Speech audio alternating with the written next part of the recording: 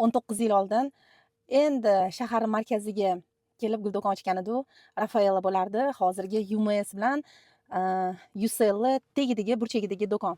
Arendasi juda qimmat bo'lardi. $3000 teng bo'lardi. U paytda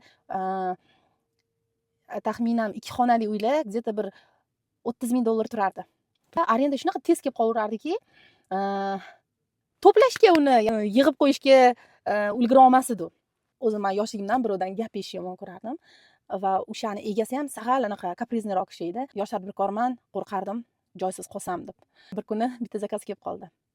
Bazilik restoranni egasi kelgan. Nargiza degan bizga degan озеленение kerak, ya'ni fito dizayn kerak. Faqat сухо цветы, qurigan guldan dedi. Na искусственный emas, na живой emas. Quritilgan ekibana, ya'ni quritilgan gullardan ekibana kompozitsiyalar qilish kerak degan. Menda assortimentda unaqa narsalar yo'q edi. Va xodimim bo'lardi, o'zim yordamchim. Bilasizlarmi? Joyda keldi-yu, bo'ldi, da'vo qilib beraman dedim.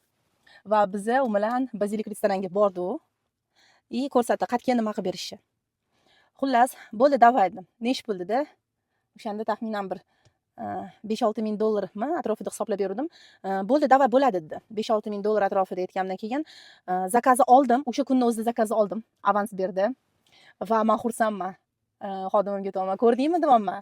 Mana bu zakazni qilib beramiz va pulni arendaga naqd tayyor pulimiz bor dedim.